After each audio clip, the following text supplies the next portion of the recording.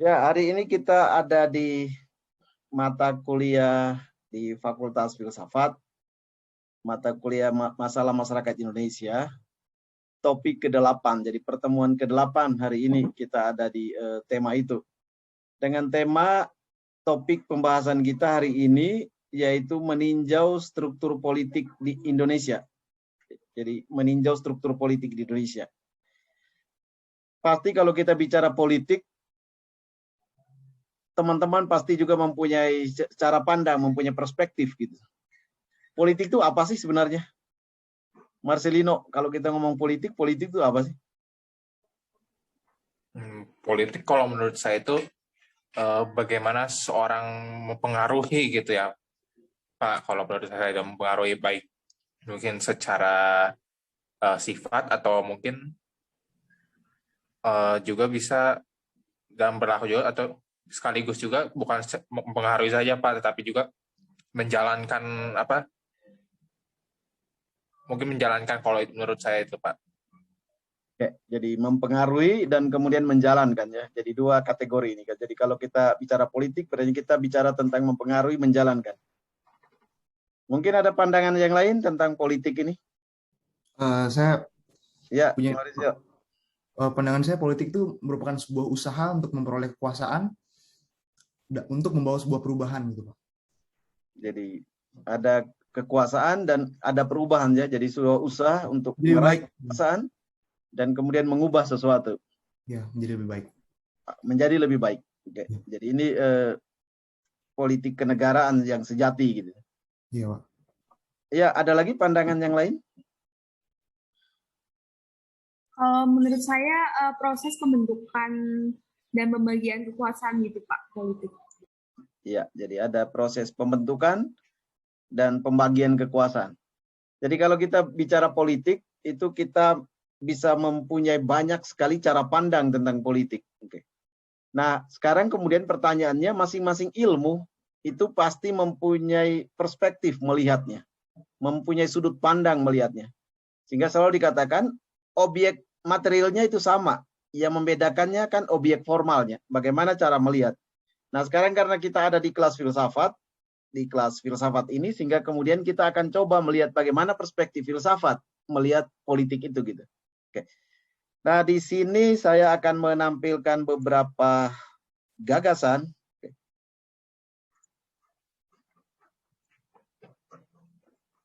Kita akan mulai dengan meninjau ya, jadi meninjau struktur politik di Indonesia. Jadi karena dalam konteks politik itu kita tidak bicara tentang sebuah abstraksi, tetapi juga kita meninjau bagaimana politik di negeri ini, di negeri Indonesia ini gitu. Nah, sebuah pertanyaan besar yang barangkali bisa kita mulai lihat, yaitu bagaimana memulainya gitu. Bagaimana kita memulai pembahasan ini gitu. Nah, agar saya sebutkan di sini, agar tinjauan ini memiliki kekhasan studi filsafat atau boleh saya sebutkan bagaimana cara lain, perspektif lain melihat politik ini yang berbeda dengan ilmu-ilmu yang lain yang saya sebutkan di sini, mungkin dari sudut politik, sudut hukum, sudut ekonomi, jadi dan yang lain-lain gitu. Jadi ada banyak cara pandang. Sekarang kemudian yang khas filsafat itu apa sih? Yang unik, yang menjadi metode dari filsafat gitu. Oke. Untuk tinjauan itu, saya memakai dua filsuf ini gitu. Jadi ini dua filsuf besar dalam tradisi filsafat. Yang pertama dari Slovenia gitu, Zizek namanya. Slavoj Zizek yang lahir 1949 dan masih hidup ya filsuf ini sampai hari ini. Oke. Kita akan memakai cara pandang dia di awal tentang politik, tetapi juga kemudian dari gagasan Zizek ini, kemudian kita akan membedahnya lebih lanjut dalam cara pandang filsuf Prancis ini, yaitu Michel Foucault gitu. Tulisnya Foucault itu, tapi orang Prancis bacanya Foucault ya. Kemudian kita ikut Michel Foucault gitu. Nah, kita akan merefleksikan dua kata ini yang di Michel Foucault itu sangat kuat, karena seperti tadi Anda juga sebutkan, kalau kita ngomong politik itu pasti dekat dengan kekuasaan, kuasa. Jadi kita akan merefleksikan dua kata ini yang juga disoroti dengan sangat tajam oleh filsuf Prancis ini gitu. yaitu kuasa dan kekuasaan gitu, yang sudah meninggal tahun 84 ya. Jadi Michel Foucault ini sudah meninggal di 1984, lahir 1926. Oke, jadi dua filsuf ini yang menjadi basis filsafat kita untuk menelaah politik negeri kita gitu di Indonesia ini. Kita mulai dari yang pertama gitu. Oke, kalau kita melihat Zizek, jadi Zizek itu melihat politik itu sebagai sesuatu yang memadai. Jadi politik yang memadai bagi Zizek itu muncul pertama kali di Yunani gitu. Dalam konteks politik memadai ini berarti ada jaminan, ada ruang publik di mana ada ekspresi warga itu tercermin gitu. Sehingga di situ dia sebutkan demos, demos itu bahasanya rakyat ya. Jadi rakyat itu mempunyai tempat. Jadi demos itu punya yang tadinya tidak punya kedudukan sosial, jadi demos yang tadinya tidak punya kedudukan sosial itu menuntut hak suara. Jadi seperti juga tadi disebut Mauricio ya. Jadi ada tuntutan menuntut hak suara. Jadi haknya sederhana. Ini kita bicara Yunani di tahun 508 sebelum Masehi ya. Jadi Yunani di 508 sebelum Masehi, bukan Yunani sekarang gitu. Oke. Mereka menuntut hak suara untuk apa? Untuk melawan penguasa. Jadi sekali lagi kata tadi yang penting yaitu penguasa, kekuasaan, kuasa. Kontrol sosial karena mereka menderita dan kenapa mereka menderita? Karena suaranya tidak didengar. Jadi itu perkaranya. Jadi suaranya tidak didengar. Jadi itu perkara yang dimulai di Yunani gitu.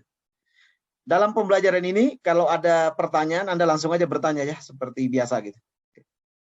Jadi kita lihat di sini Zizek mengatakan basisnya kita bisa bercermin dari pemikiran Yunani lebih kurang 508 sebelum Masehi. Jadi tuntutannya sederhana, rakyat itu menuntut hak suara. Jadi di konteks ini.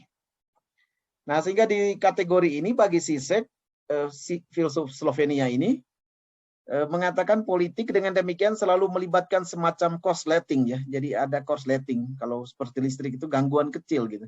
Korsleting antara yang universal dengan yang partikular gitu. Oke. Jadi yang universal dan yang partikular. Jadi bagi Zizek itu perjuangan politik seperti juga tadi Anda sebutkan, jadi perjuangan politik juga tak semata-mata debat rasional gitu.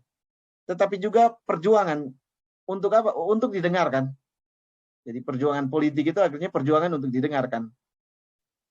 Mengapa ya? Karena kalau rakyat itu didengarkan, diandaikan setelah itu ruang publik menjadi lebih baik, kesejahteraan itu tercipta. Sehingga tadi beberapa definisi dari teman-teman itu politik yang baik, itu struktur politik yang baik itu politik yang membawa kesejahteraan. Nah, dari cara pandang Zizek ini, kemudian kita bisa lihat Zizek itu mempunyai kata ini ya. Jadi melawan penguasa, kekuasaan gitu. Jadi kalau kata bahasa Indonesia kan penguasa, ya kata dasarnya kuasa, kekuasaan, penguasa gitu. Jadi penguasa ini kan berarti orangnya. Oke. Sekarang dari definisi sederhana dari Zizek ini kita mencoba melihat bagaimana sang filsuf besar, kalau di filsafat itu Michel Foucault ini adalah seorang filsuf besar gitu. Yang sangat mewarnai pemikiran filsafat. Oke, terutama kalau Anda ngomong postmodernisme, itu pasti bertemu dengan orang filsuf Prancis ini ya, Michel Foucault. Nah, jadi tadi kita melihat basisnya, yaitu politik itu berkaitan erat dengan penguasa gitu. Nah, kata kuasa, penguasa, ini yang menjadi refleksi mendalam dari Michel Foucault gitu. Jadi politik itu kan sangat berkaitan erat dengan kuasa gitu. Oke. Betul nggak Aris? Politik itu cukup berkaitan erat dengan kuasa ya? Iya Pak. Iya. Maksudnya kan politik tuh kalau menurut saya mah kan semacam metode atau alat untuk ingin mengambil sesuatu, atau misalkan ya tadi misalkan ya itu kan yang sesuatu yang diambil kan kekuasaan itu kan power gitu kan. Power ya. Ya, jadi persis ya. Jadi kita politik itu enggak mungkin kita bicara politik lepas dari ini kuasa ini, sehingga kita akan menyoroti Nah, kuasa ini seperti apa sih direfleksikan Foucault gitu? Ya karena dia orang Prancis. Sebenarnya Michel Foucault itu mengatakan memang kata Prancis itu khas gitu. Memang kata kuasa ini di bahasa Inggris atau bahasa Jerman dia mengatakan hanya mempunyai satu kata, power gitu. Atau bahasa Jerman die Macht gitu. Tetapi di bahasa Prancis itu ada dua kata itu, yaitu kuasa, le pouvoir, dan kekuasaan. Jadi le puissance gitu. Jadi ini dua kata. Jadi yang dipakai sehingga bagi Michel Foucault dengan kosa karena dia orang Prancis ya. Sebenarnya kalau cita rasa bahasa Indonesia pun kita sama ya. Sehingga kalau kita ngomong kuasa itu sebenarnya dia lebih netral gitu. Sebenarnya kalau kita ngomong kuasa itu dia le pouvoir gitu. Sedangkan kalau kita ngomong kekuasaan itu dia lebih bicara tentang ada kelompok yang mendominasi gitu. Ada kelompok yang mendominasi. Oke. Sehingga kuasa atau kekuasaan ini di bahasa Inggris atau bahasa Jerman itu mungkin seolah-olah enggak ada perbedaan, tapi bagi Foucault itu di Prancis itu ada perbedaan gitu. Dan dia membuat dikotomi itu gitu. Jadi dia membuat dikotomi itu dan kemudian dia dari cara pandangnya ini yang membuat kemudian dia juga berbeda dengan cara pandang Marx misalnya. Oke, jadi ini juga kita lihat. Jadi dalam tradisi filsafat itu ada tokoh besar yaitu Karl Marx gitu. Oke, kita coba lihat bagaimana cara pandang dari Michel Foucault ini gitu tentang kuasa dan kekuasaan, le pouvoir dan le puissance. Jadi le puissance ini gitu. Oke, kita coba menelusuri satu persatu gitu. Seperti tadi saya sebutkan, pada Foucault ada perbedaan antara kuasa dan kekuasaan. Kuasa itu ada suatu kata yang sangat netral bagi dia. Jadi ini yang saya sebutkan tadi ya. Jadi kuasa itu netral. Sedangkan kekuasaan itu mengandaikan ada dominasi dalam arti ada yang menguasai dan ada yang dikuasai. Oke. Kalau Anda melihat gambar ini, gambar orang lagi di pasar dan gambar penjara ini, di sini Anda melihat ada kuasa atau tidak di sini yang bermain di sini?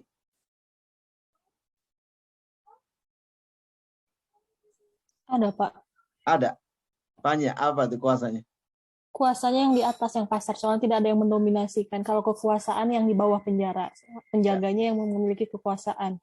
Iya, jadi di atas kalau secara gampangnya kita mengatakan di atas itu kuasa gitu, netral itu.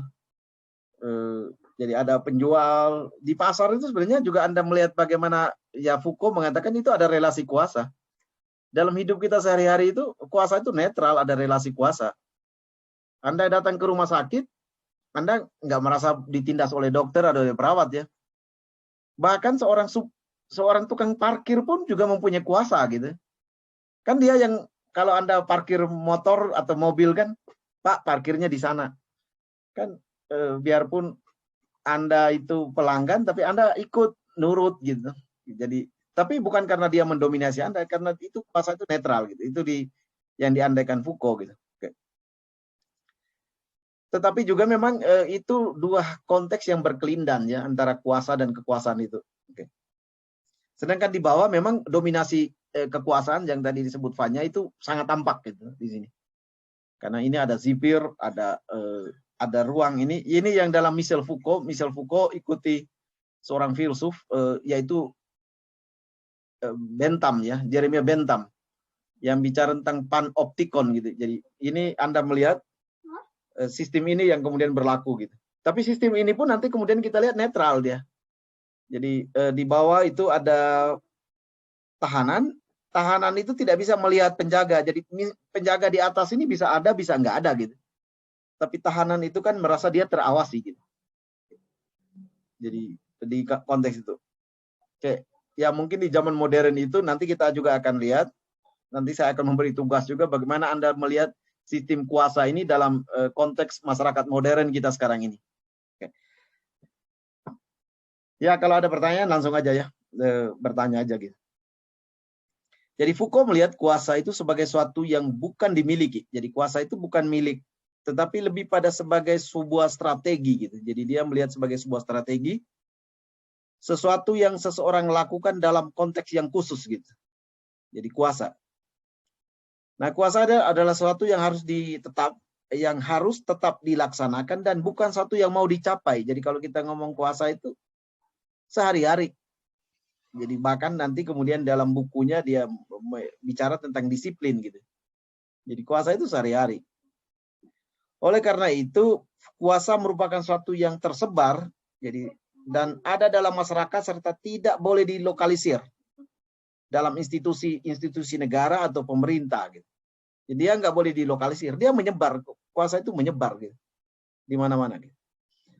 Dan sangat menarik, misalnya Anda bisa melihat ketika Presiden Jokowi berkunjung ke Surabaya, ke Jawa Timur, kemarin kan dia disambut dengan demonstrasi spanduk itu tuh. Dengar ya, spanduk yang menyatakan soal harga pangan itu tuh. Dan kemudian Jokowi mengundang Bapak yang membentangkan spanduk itu ke Istana Negara gitu. Mengapa ada di situ? Karena di sini kita melihat dalam konteks masyarakat ya modern ini, masyarakat demokratis ini, dominasi itu bukan lagi seperti dominasi hierarkis abad-abad yang lalu ya, feodal gitu, enggak gitu. Sehingga kenapa? Karena kuasa itu menyebar gitu. Oke. Nah, Foucault sebenarnya juga tidak ingin membuat definisi tentang kuasa sebenarnya. Karena bagi misal Foucault, filsuf kan selalu begitu, nggak penting itu definisi. Oke. Jadi baginya yang paling penting yaitu bagaimana. Jadi soal bagaimana kuasa itu dipraktekkan dalam hidup pribadi dan dalam komunikasi antar manusia. Jadi bagaimana kuasa itu dipraktekkan dalam hidup pribadi, diri kita sebagai pribadi dan dalam relasi antar manusia. Jadi kita melihat kuasa itu di situ gitu. Jadi bukan soal definisinya bagi misal Foucault. Oke. Kemudian kita lihat di titik ini sehingga bagi Foucault, bagi misal Foucault, tugas kita adalah ini, jadi meneliti apa yang mungkin paling tersembunyi dalam relasi-relasi kuasa gitu. Jadi dalam relasi-relasi kuasa. Jadi Foucault itu memang tidak bicara tentang, kalau dalam istilah filsafat itu ya bukan narasi besar, bukan grand naratif, bukan dalam meta naratif, tetapi dia lebih bicara tentang yang kecil-kecil gitu, yang little naratif, yang seringkali tidak diperhatikan gitu. Jadi Foucault tidak tertarik ngomong tentang pembuatan undang-undang dan seterusnya, tapi dia ngomong yang kecil-kecil gitu. Bagaimana hal yang sehari-hari di tengah masyarakat, dan itu dia lakukan. Misalnya, saya barangkali pernah cerita juga di kelas-kelas bahwa Foucault itu ketika ke Jepang, dia menemukan tusuk gigi gitu. Jadi dari tusuk gigi ini, dia kemudian bicara banyak tentang bagaimana kultur, bagaimana budaya Barat dan budaya Timur, dalam hal ini Jepang gitu. Karena dari tusuk gigi itu kemudian dia bicara tentang bagaimana orang Timur makan dan bagaimana orang Barat makan gitu. Kalau orang Jepang makan itu kan pakai sumpit itu ya. Seperti Anda makan makanan Jepang itu. Apa yang terkenal? Sushi dan yang lain-lain kan pakai sumpit ya. Dan orang makan dengan konteks itu gitu. Orang Barat itu kan makan itu kan seperti mau perang gitu bagi dia. Ada pisau kan untuk motong daging gitu. Ada garpu, ada sendok dan seterusnya. Jadi bagi Foucault, dari cara makan aja kita bisa melihat bagaimana cara pikir dan bagaimana cara tindak gitu. Sehingga bagi dia, kalau orang Timur itu melihat orang lain itu adalah sesama, sahabat. Sedangkan orang Barat itu selalu melihat orang lain itu ancaman, musuh, teroris gitu kan gitu. Jadi itu dari hal yang kecil ya, tusuk gigi itu. Foucault itu ngomong untuk hal itu. Sehingga di konteks ini Foucault mengajak kita juga untuk melihat yang kecil-kecil gitu, yang mungkin tidak diperhatikan. Sehingga Foucault itu berbeda dengan Marx yang tadi saya sebutkan. Kalau Marx itu kan melihat kuasa itu sebagai perjuangan kelas gitu. Perjuangan kelas proletar untuk merebut gitu.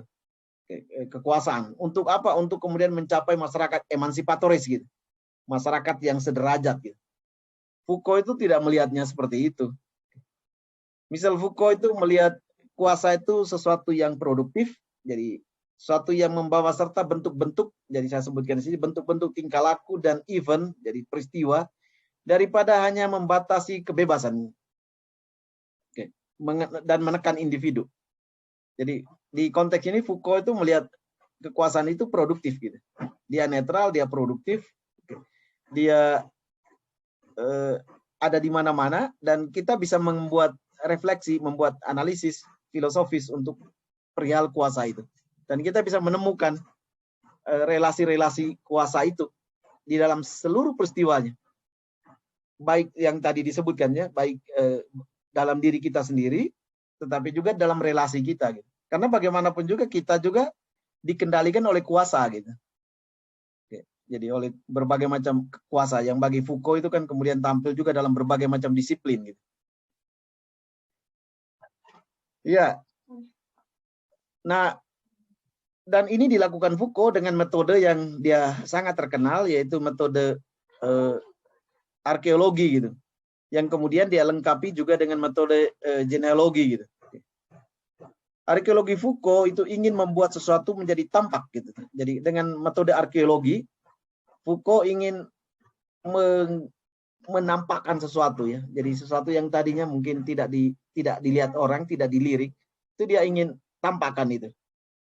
Meskipun dia mengatakan arkeologi itu bukan ekskavasi, jadi sebuah penggalian, bukan juga mencari arkenya, awal mulanya bukan itu gitu.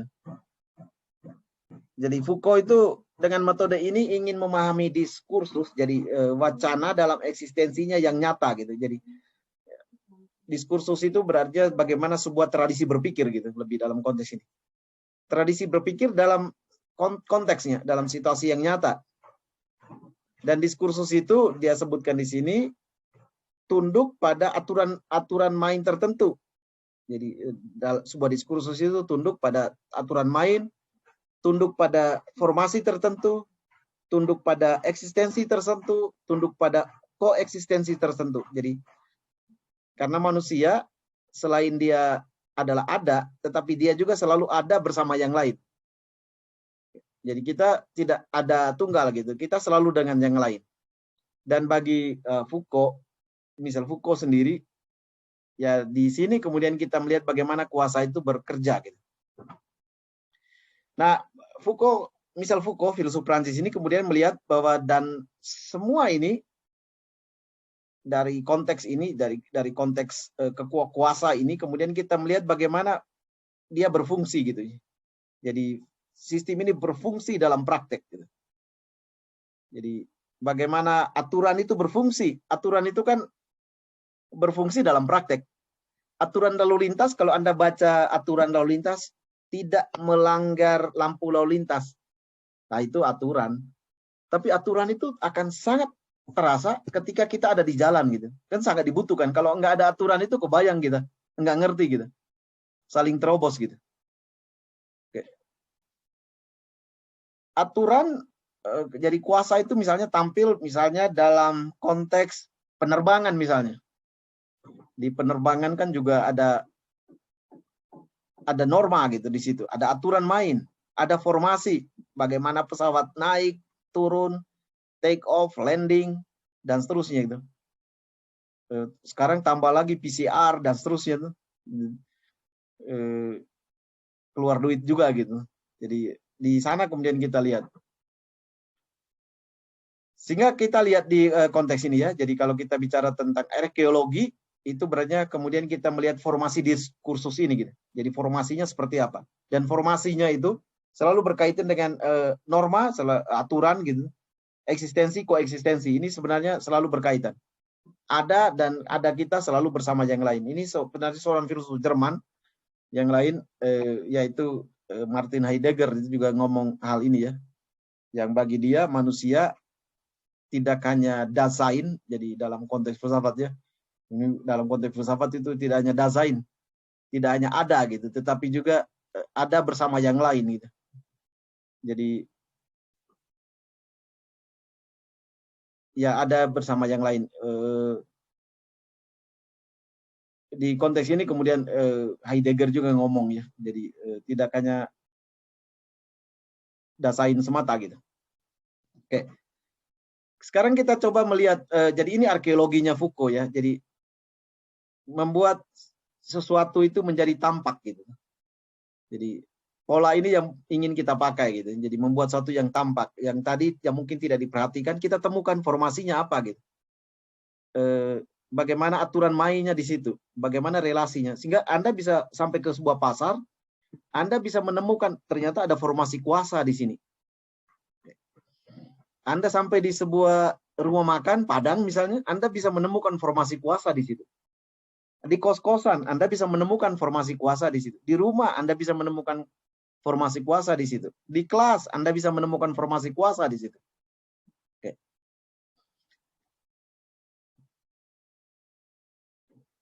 Iya, sampai di arkeologi ini mungkin ada pertanyaan dulu atau ada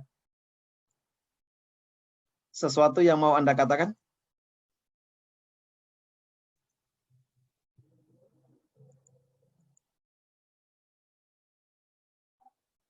Belum ada, Pak. Belum ada. Oke, kita lanjut dulu. Nanti di bagian terakhir ada sedikit diskusi.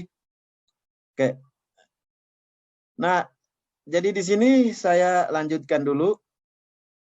Foucault mengatakan ada kekurangan. Jadi semua filsuf itu selalu pasti memandang bahwa metode itu selalu nggak cukup gitu.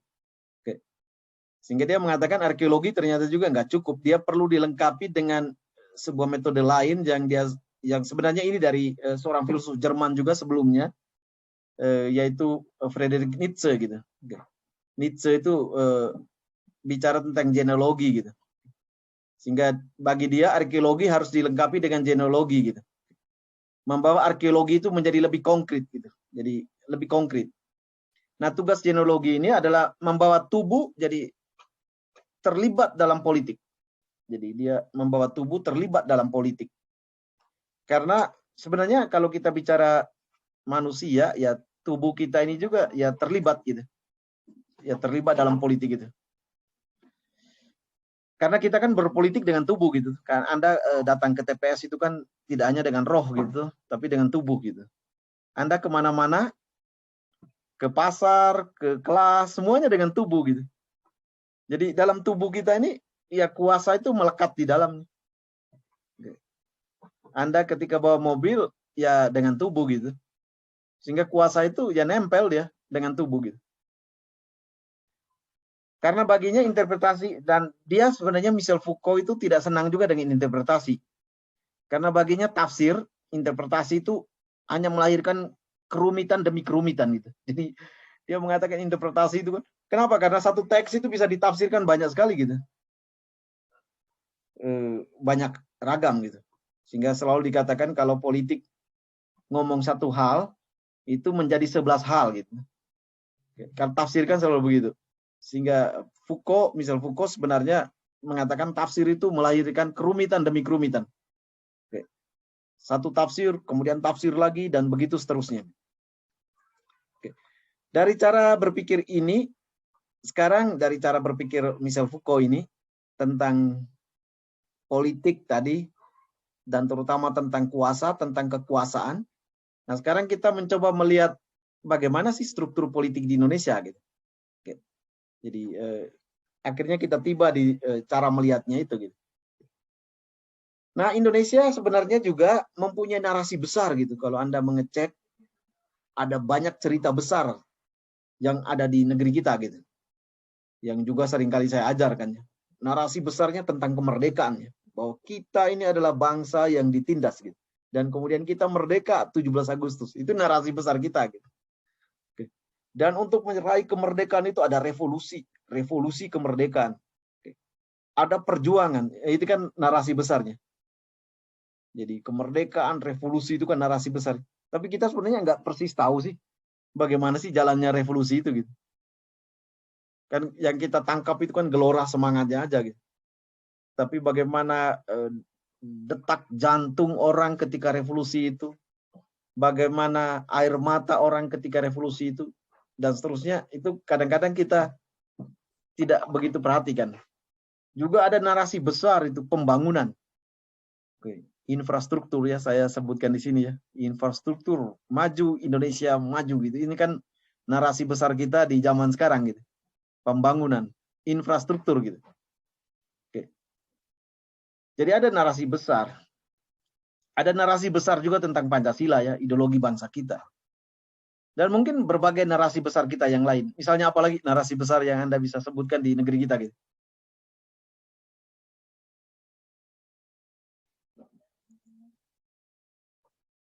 Kira-kira Maesa, apalagi narasi besar yang lain di negeri kita nih?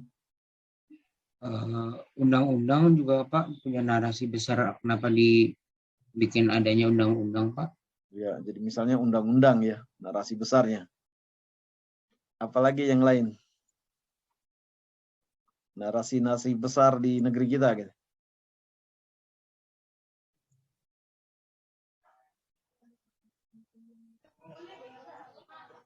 Itu Pak, revolusi mental. Gerakan kebangkitan nasional, Sumpah Pemuda.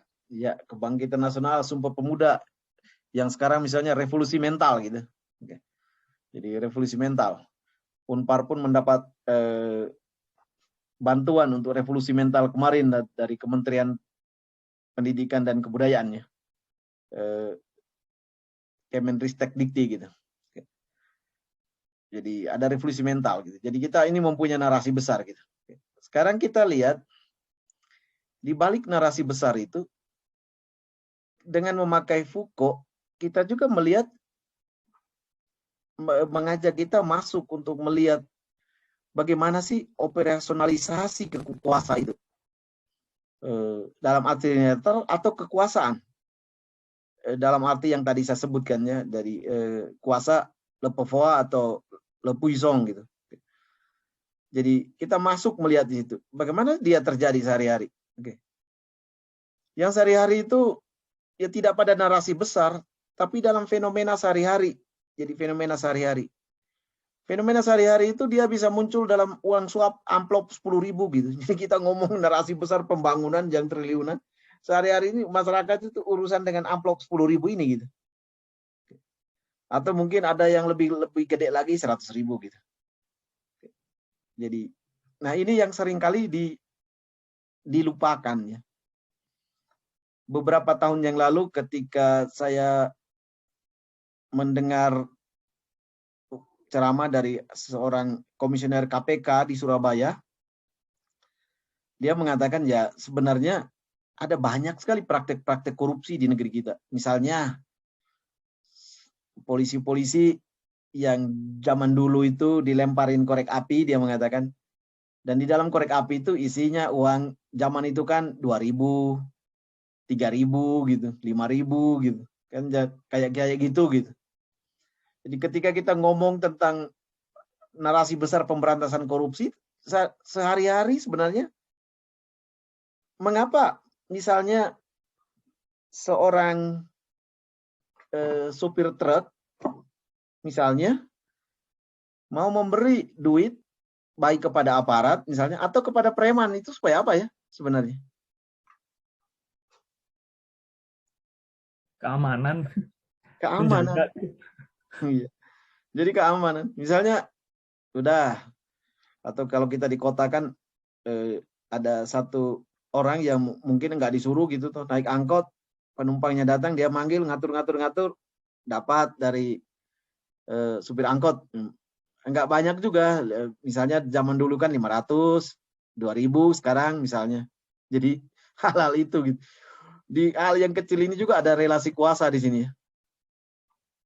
Oke, jadi bagi Foucault yang sederhana ini juga perlu dicermati gitu. Nah, dengan metode arkeologi dan genealogi yang tadi itu, kita bisa mencoba menelusuri fenomena relasi kuasa dalam ya amplop ini gitu. Anda bisa menemukan apa gitu di balik amplop ini gitu. Misalnya apa yang bisa Anda temukan ya? Ini kan nggak besar-besar. Ini terjadi nggak di tengah masyarakat? Amplop-amplopan ini. Gimana Aris? Ada Pak. Kalau Ada. mau ngurus surat-surat ke RT RW itu biar cepet. Iya, jadi kadang-kadang seperti itu ya. Nah, hal ini yang kemudian kita coba cermati gitu. Jadi itu kekhasan filsafat itu ada di situ. Kalau narasi besar ilmu-ilmu hukum, politik itu dia mempunyai narasi ini, filsafat itu menggamit yang kecil-kecil gitu, yang mungkin nggak diperhatikan. Oke. Kemudian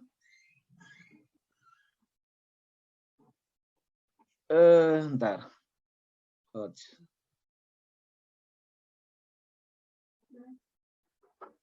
Kemudian kita bisa melihat bagaimana struktur politik kita yang kadang-kadang menyimpan wajah kekerasan yang sering berseliweran ya di sekitar kita gitu. Ya, ini memang peristiwa 65 yang saya gambarkan di samping. Tapi juga ada banyak sekali. Ada kelompok yang merasa lebih berkuasa menyerang kelompok yang lain. Ada ormas ini menyerang ormas yang lain. Ada pemuda gang ini menyerang pemuda yang lain. Jadi mengapa saya sebutkan di sini, mengapa kuasa kekerasan itu senantiasa hadir juga di dalam kita gitu. Kita pun bisa memeriksa relasi kuasa dalam situasi ini dengan konteks yang tadi yang saya sebutkan ya. Jadi arkeologi dan genealogi gitu. Jadi kita mencoba mencermati. Jadi bagi Foucault bukan menafsirkan tetapi terus menelusuri gitu. Jadi terus menelusuri hal-hal itu gitu. Jadi bukan menafsirkan, menelusuri itu berarti terus melihat fenomena itu secara lebih jauh gitu. Di amplop itu kita tidak menafsirkan, oh amplop itu adalah pemberian untuk meraih kekuasaan. Tetapi kemudian kita lihat, siapa sih yang memberi amplop ini? Oke. Amplopnya dia beli di mana? Bahkan bisa sampai di situ, dia beli di mana sih? Dia berinya ke siapa? Orang ini kerjanya apa? Yang memberinya siapa? Jadi bahkan mungkin kita bisa lihat yang kecil-kecil. Kita bisa menemukan relasi-relasi itu di dalamnya gitu. Kemudian kita juga bisa melihat ini, jadi konteks ya, kekerasan ini memeriksa relasi kuasa dalam situasi ini dengan arkeologi dan genealogi. Kemudian juga ini yang saya tadi sebutkan di bagian awal tadi, dan bagaimana relasi kuasa itu hadir juga dalam tubuh teknologi kita hari ini gitu. Bagaimanapun juga ya sekarang ini tubuh kita kan juga dikendalikan oleh teknologi gitu. Anda kalau pergi itu nggak bawa handphone itu kan kemudian agak bermasalah gitu. Jadi di konteks ini ya. Kalau zaman dulu Anda pergi kalau nggak bawa dompet itu merepotkan. Kalau sekarang handphone gitu. Karena dengan handphone Anda bisa nelpon orang dan jemput gitu. Kalau dompet nggak ada duitnya juga percuma gitu. Handphone nggak ada kuota, cari aja ke mall yang ada kuota, ada ini ya, atau cari teman yang bisa tethering gitu. Jadi di sana kemudian juga kita lihat ya, jadi teknologi. Jadi bagaimana relasi kuasa itu hadir dalam tubuh teknologi kita. Nah ini yang juga kita bisa periksa dengan memakai metode dari yang ditawarkan oleh Michel Foucault ini gitu, arkeologi dan genealogi. Jadi ini yang bisa kita lihat ya. Jadi kita bisa melihat relasi kuasa di dalamnya gitu. Oke. Teknologi ini kan juga bisa dipakai untuk memantau orang yang tadi yang saya sebutkan ya. Anda tidak perlu di mall, Anda nggak perlu capek-capek bayar banyak satpam untuk mengawasi ini orang pembelinya, konsumennya mencuri atau tidak gitu. Pasang aja CCTV gitu. Anda hanya sebutkan di situ, ditulis di situ, di sini ada CCTV, itu aja orang udah takut gitu. Jadi di CCTV itu ada kuasa gitu, bahkan ada kekuasaan kalau kita lihat. Jadi di konteks itu kemudian kita lihatnya.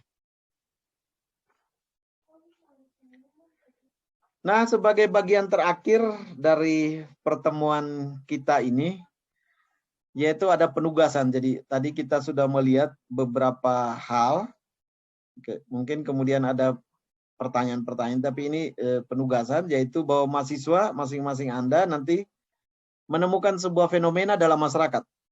Di sekitar Anda aja, apalagi lagi COVID, nggak perlu jauh, di sekitar Anda, di rumahmu, di RT-mu, atau di pasar yang Anda kunjungi, di mall, di rumah makan yang Anda bisa pergi, atau di rumah ibadat yang Anda biasa sholat, atau di gereja atau di wihara yang Anda biasa pergi. Gitu. Jadi Anda menemukan fenomena yang ada dalam masyarakat. Kemudian fenomena ini Anda menggunakan metode arkeologi dan genealogi tadi yang saya sebutkan tadi, yaitu menemukan relasi kuasa di dalamnya. Jadi menemukan relasi-relasi kuasa di dalam fenomena ini gitu. Nah, relasi kuasa ini atau hal ini kemudian Anda kaji, yang Anda tuliskan dalam bentuk paper sebanyak 500 sampai 1000 kata gitu. Dan kemudian ini akan dipresentasikan di kelas pada pertemuan berikutnya dengan bobot 10%. Jadi itu lebih kurang gambaran perkuliahan tema kita di masalah masyarakat Indonesia ini dengan tema bagaimana struktur politik di Indonesia gitu. Sampai sini mungkin ada pertanyaan, ada komentar dulu. Silakan. Ya. Oh, silakan, Romo. Halo, Ya, silakan, Mo. halo. Ya, kedengaran. Ya, selamat sore Pak Andreas dan teman-teman. Saya minta maaf, saya tadi agak terlambat untuk gabung. Ya, tapi ini menarik tadi penjelasan Bapak Andreas yang menjelaskan struktur arkeologi, genealogi, formasi kekuasaan, Michel Foucault. Ya, ini mengingatkan saya pelajaran tahun 2004, 2005 dulu, Pak Andreas. Ya. Ya. Saya ingin mengomentari sedikit dalam kaitan dengan meta narasi struktur politik di Indonesia. Saya ingin menjelaskan sedikit barangkali mengomentari itu. Bagaimana maksud dari Michel Foucault itu dalam kaitan dengan formasi kekuasaan itu dalam rangka juga untuk menciptakan proses-proses pendisiplinan. Ya. Misalnya diangkat contoh itu bagaimana relasi kuasa antara petugas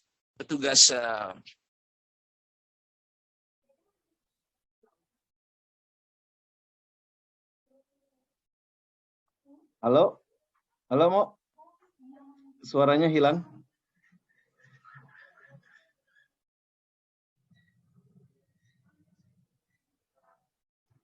Yang lain masih dengar suaranya?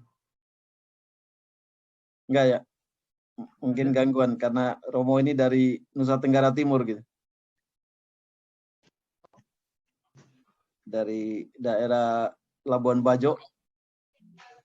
Halo, ya.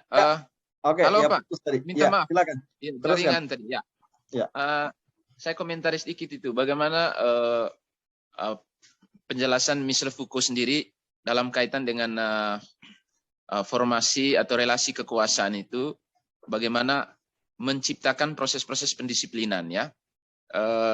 Misalnya diangkat contoh yang berkaitan dengan proses pendisiplinan di dalam penjara itu ya. Di dalam penjara bahwa kuasa yang dimiliki, relasi kuasa antara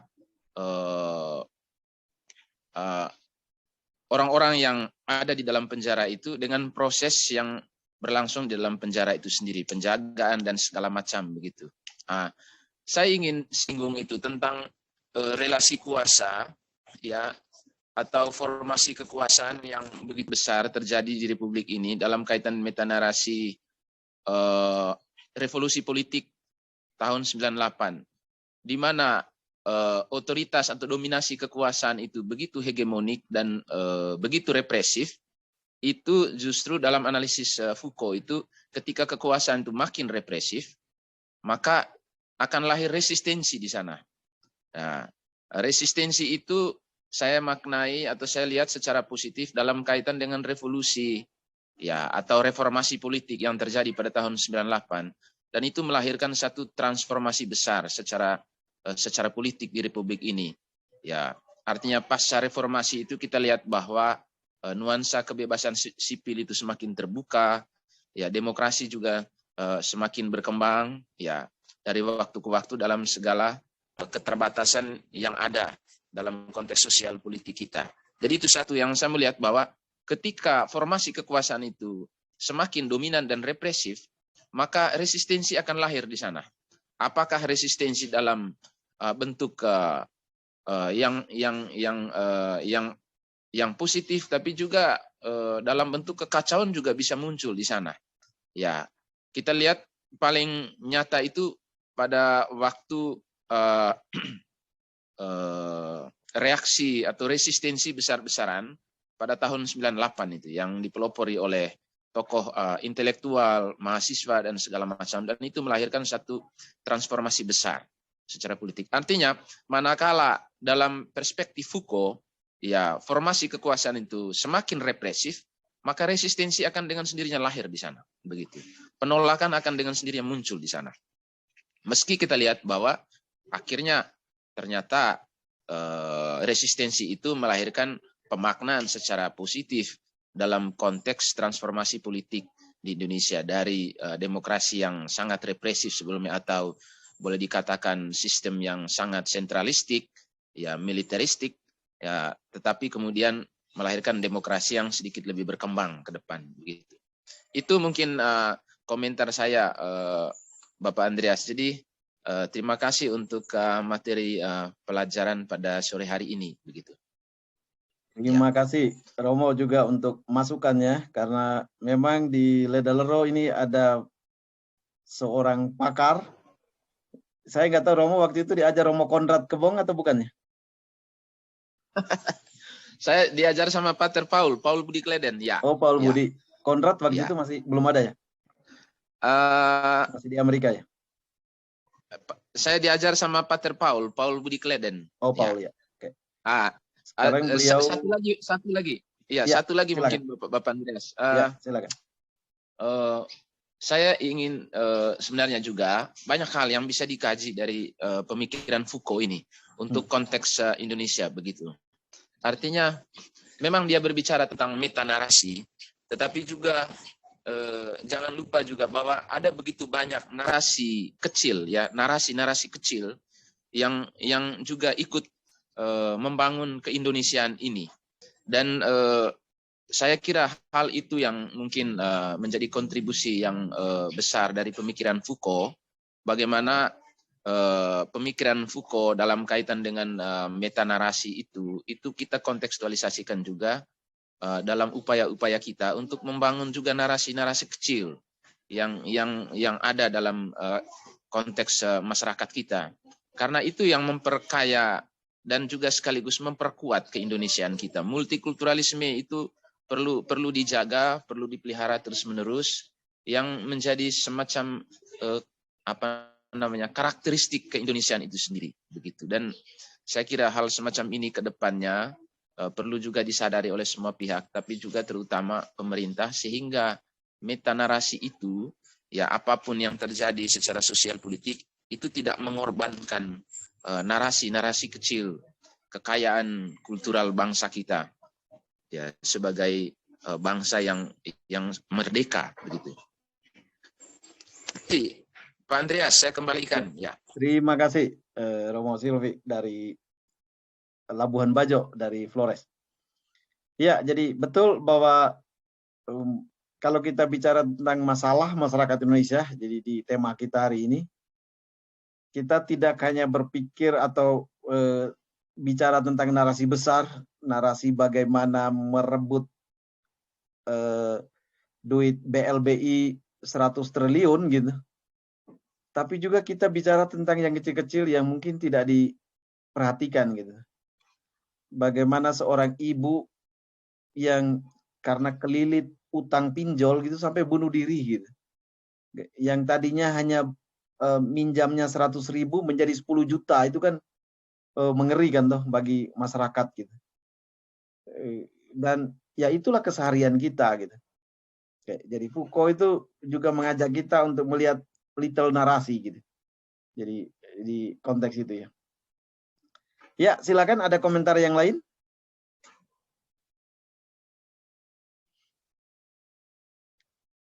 Sekurang-kurangnya untuk tugas yang tadi itu kalau andaikan Anda mau mengerjakan itu bisa membayangkan ya.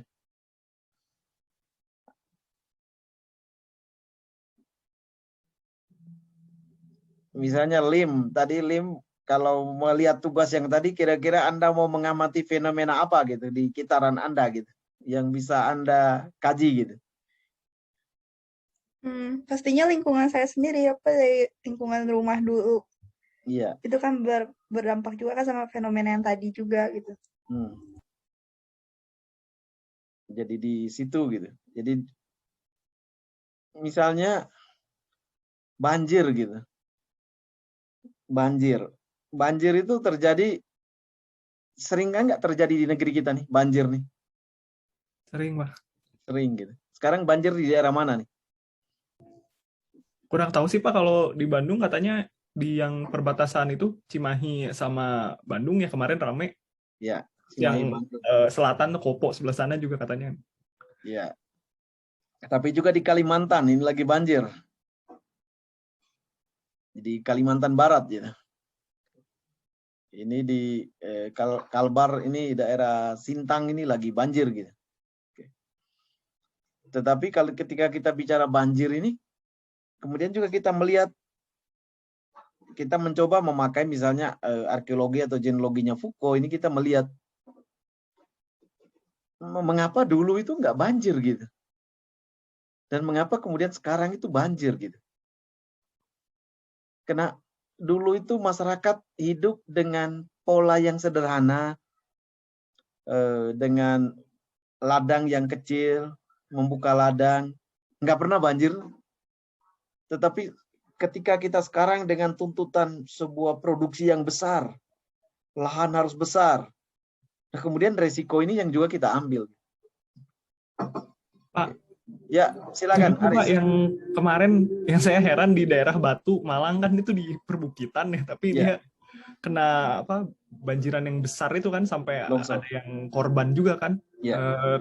Terus analisis pakarnya di situ ya karena si kawasan Batu Malang kan digenjot pariwisata gitu kan sekarang gila-gilaan, tapi nggak tahu kajian lingkungannya gimana itu mungkin masuk ke yang tadi Pak Andreas sampaikan.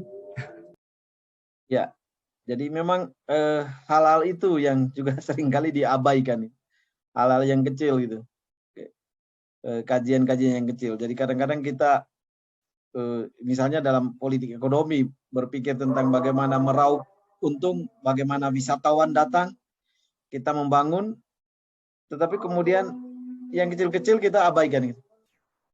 Nah, struktur-struktur yang kecil ini ketika diabaikan, itu ternyata dia lebih berbahaya gitu kalau dia ambruk gitu. Jadi ya, dan untuk memperbaikinya itu ternyata enggak mudah gitu.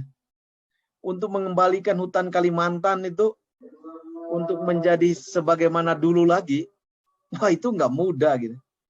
Tadi kan kita babat memandang bahwa cara berkebun orang Dayak ini untungnya kecil, hanya berkebun ya begini. Kemudian kita dengan sawit dan seterusnya ya. Dengan narasi besar ini kan kemudian narasi besar itu penderitaan besar juga gitu. Jadi resikonya juga besar gitu. Ya, jadi di sana kemudian juga kita lihat ya. Nah, misalnya ya yang juga terjadi misalnya di Garut gitu, di Garut Jawa Barat ini juga sama gitu. Mengapa dulu Belanda itu Belanda memilih perkebunan teh gitu. Tetapi kita kemudian memilih tanaman sayur gitu. Ternyata teh itu mempunyai kemampuan untuk menahan air, menahan tanah gitu. Nah, ketika bukitnya ditanami sayuran, memang produksinya bagus, tapi begitu hujan turun, enggak ada penahan air, ya kampung di bawah habis gitu. Jadi di sana kemudian kita lihat juga ternyata tradisi-tradisi kecil itu juga mempengaruhi gitu.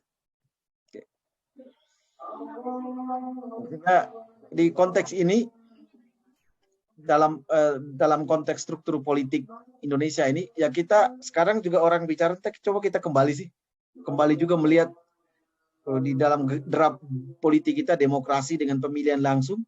Jangan sampai pemilihan langsung itu juga merusak relasi-relasi kita sebagai tetangga, sebagai mungkin kelompok adat tertentu, agama tertentu, juga kemudian kita relasinya renggang gitu. Kenapa? Karena praktek-praktek ini. Sebenarnya di sana kemudian juga kita perlu mencari jalan gitu. Jadi kita menyadari, kita juga membangun mindset baru kita gitu. Tentang bagaimana politik itu, yang tadi dikatakan bahwa politik itu politik kesejahteraan, itu harus dirumuskan gitu. Harus dipraktekkan gitu. Jadi di sana kemudian kita lihat. Ya, barangkali ada komentar yang lain? Fritz, Alexander?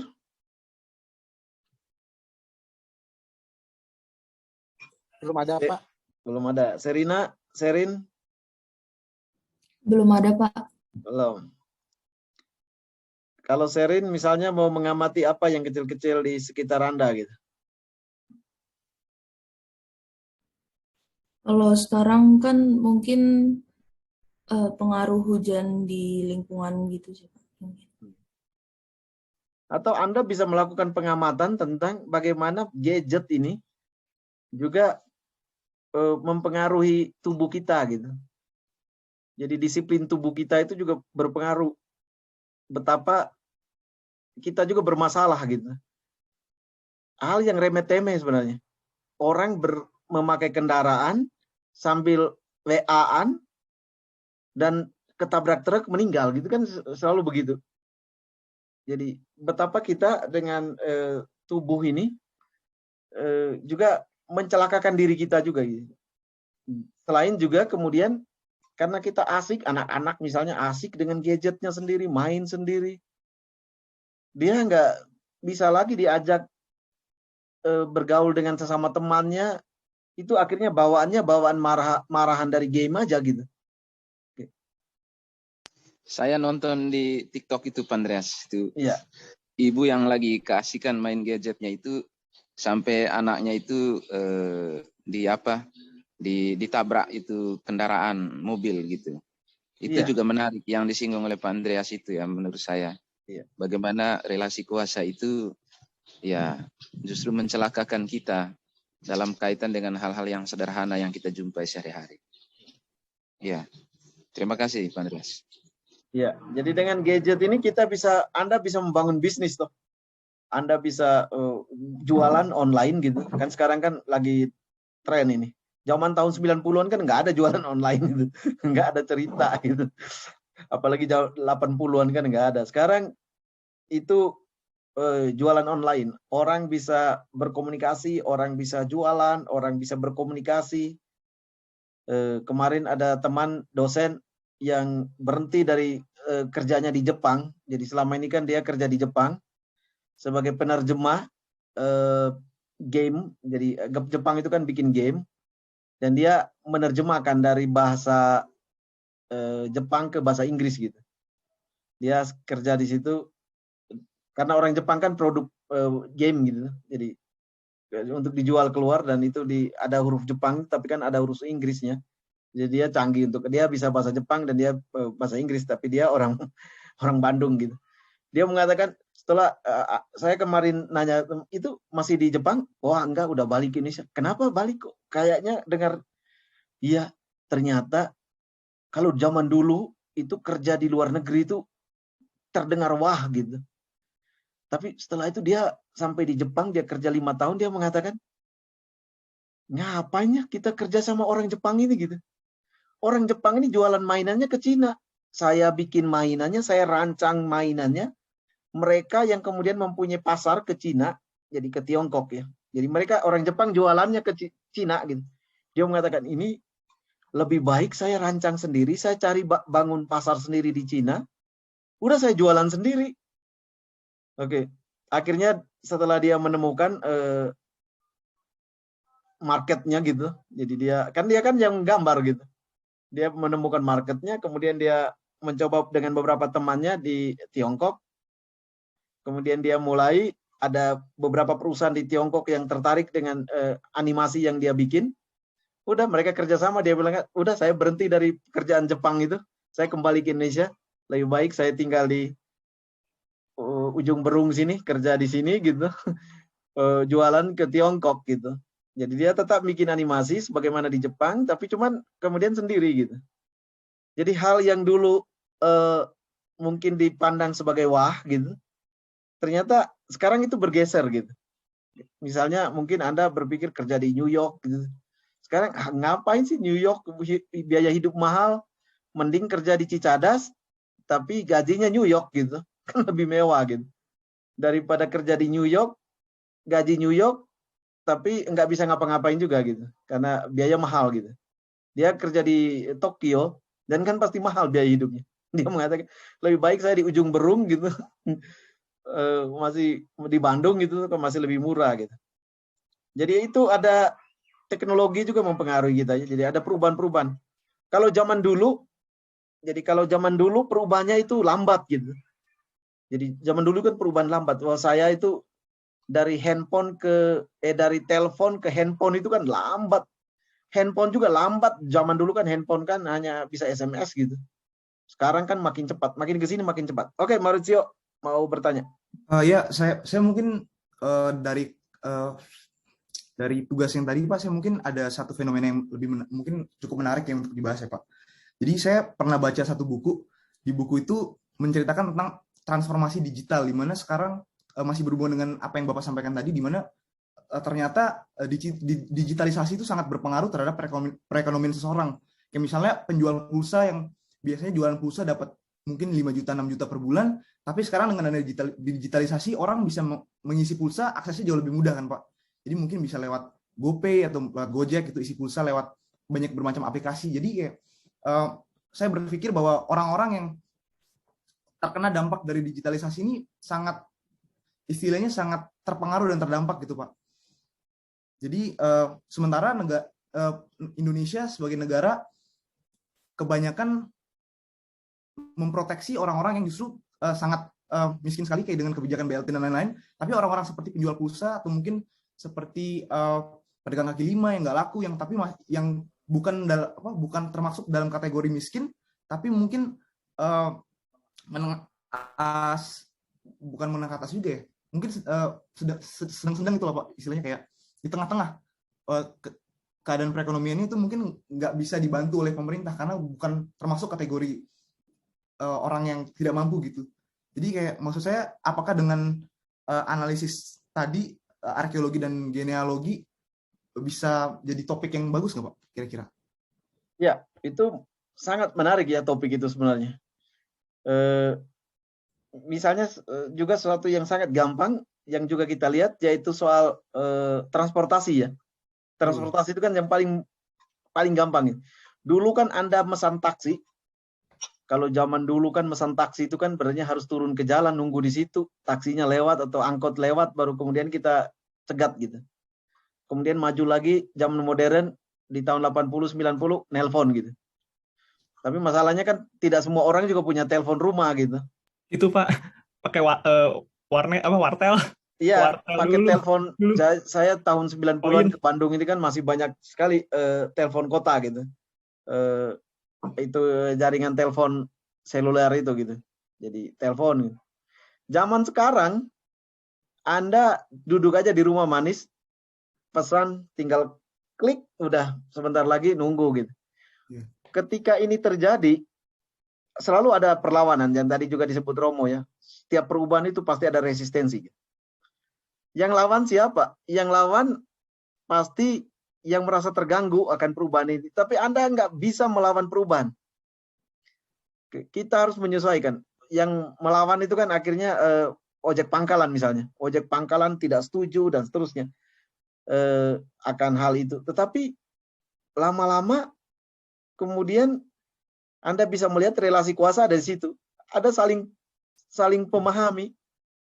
Misalnya, oke lah, tidak ada tulisan hitam di atas putih, tapi ojek pangkalan dan ojek online itu tahu sendiri.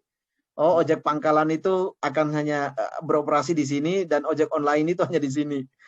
Ojek pangkalan, ojek online itu akan berhenti di sini. Jadi kemudian dalam relasi kuasa ini yang tadi disebut Maurizio itu, ya memang yang ada yaitu nggak mungkin kita berkelahi terus. Di Perang Dunia Kedua, orang berpikir berkelahi perang itu menciptakan pertumbuhan ekonomi. Jadi kalau itu zaman dulu gitu. Zaman sekarang justru jadi demi pertumbuhan ekonomi Amerika, demi menguasai sumber daya alam, Amerika harus berperang dengan Jepang gitu.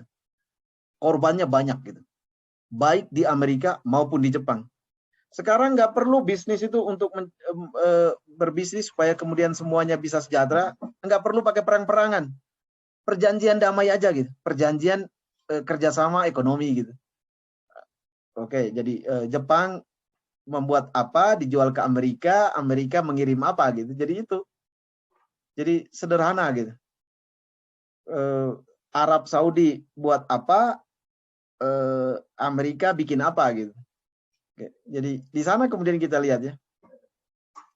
Jadi perubahan seperti zaman dulu ya. Ketika taksi, mungkin Anda nggak tahu ya. Tapi dulu taksi hadir itu, angkot itu marah gitu. Jadi taksi gitu. Taksi hadir, angkot marah karena angkot-angkot merasa taksi merebut penumpang ya. Itu dulu Pak yang apa Bluebird pertama kali di Bandung kan rame sama angkot. Betul, sama angkot kan rame. Tapi kemudian ketika Grab dan seterusnya, Bluebird juga marah gitu. Orang juga mengingatkan Bluebird. Bluebird Anda ingat dulu juga Anda membuat angkot marah gitu. Sekarang Anda membuat Grab ada, Anda marah ya, jangan gitu dong. Akhirnya yang terjadi ya Bluebird juga harus menyesuaikan diri kan di teknologi ini.